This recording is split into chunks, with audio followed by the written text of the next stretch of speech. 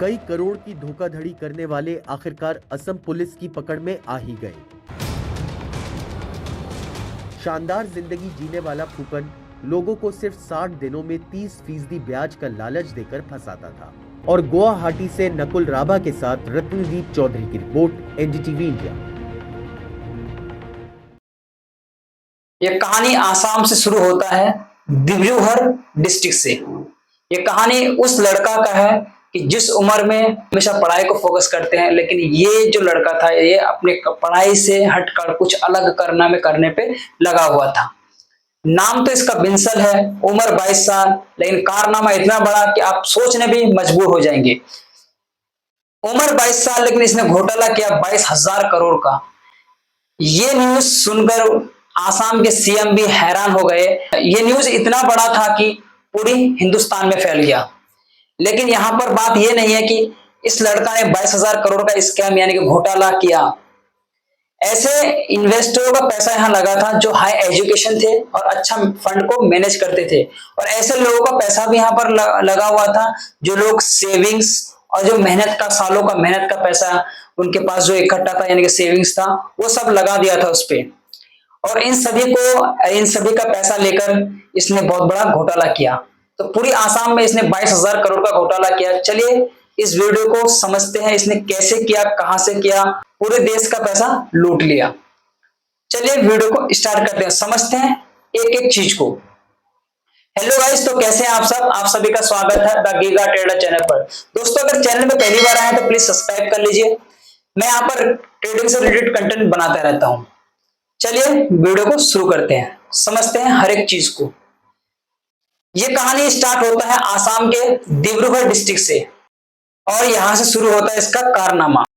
इसने ट्रेडिंग के नाम पे और ट्रेडिंग ऑनलाइन के नाम पे इसने अपना वेबसाइट रनिंग किया, यानी कि वेबसाइट बनाया और वहां से ट्रेडिंग के नाम पे लोगों को और क्या कहते हैं प्रचार करवाया, आपने की एडवर्टाइजमेंट करवाया, खूब एडवर्टाइजमेंट करवाया। उससे लोग अट्रैक्ट हुआ और उसने यहां तक कि उसने अपने अकाउंट, इंस्टाग्राम अकाउंट पे उसने एंटरप्रेन्योर्स लिख रखा था, ताकि जब भी उसके अकाउंट पे कोई आए तो ये देखे कि अगर एंटरप्रेन्योर्स है तो उसको उसके अकाउंट से लोगों को अटेंशन मिलता था।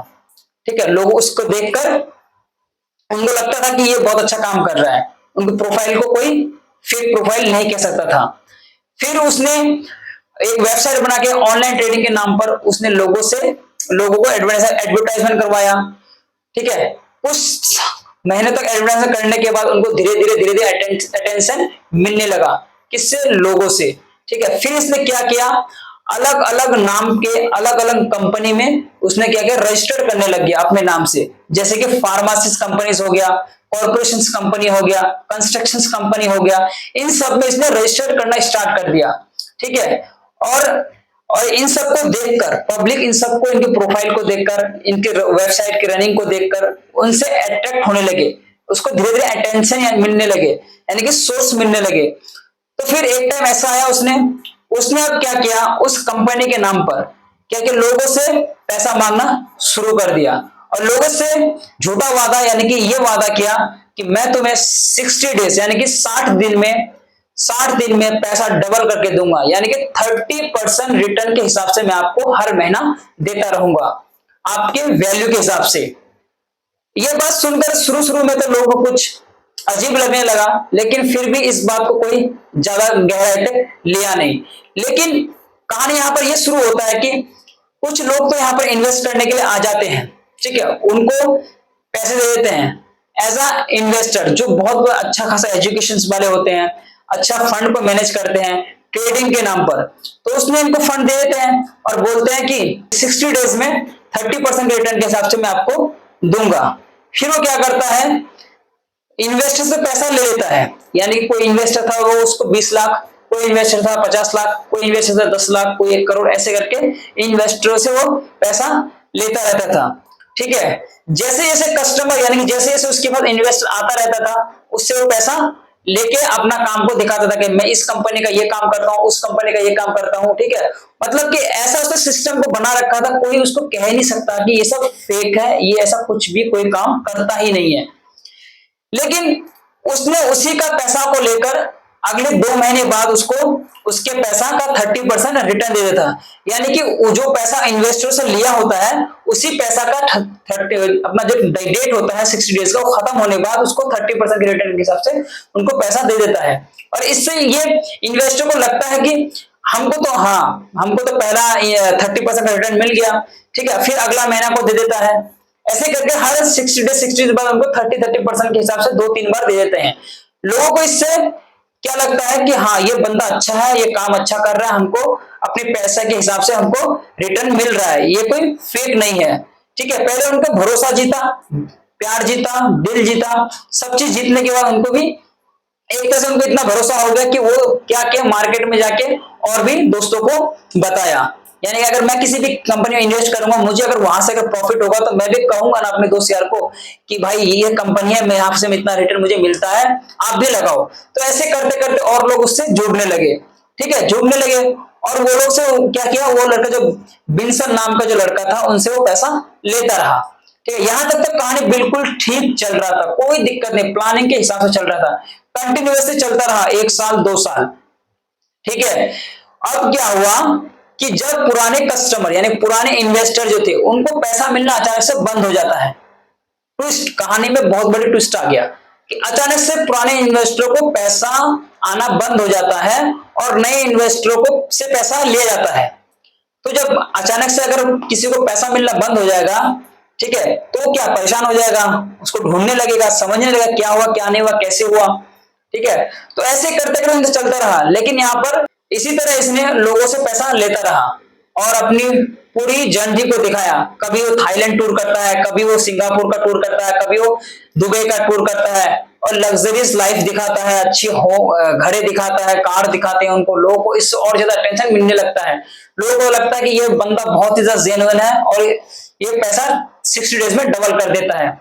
इसी तरह लोग जुड़ने लगे उनके साथ, बहुत सारा कस्टमर हो गया इनके बाद, ठीक है, बहुत बहुत कस्टमर यानी बहुत इन्वेस्टर आ गए उनके पास, लोगों से पैसा ले लिया।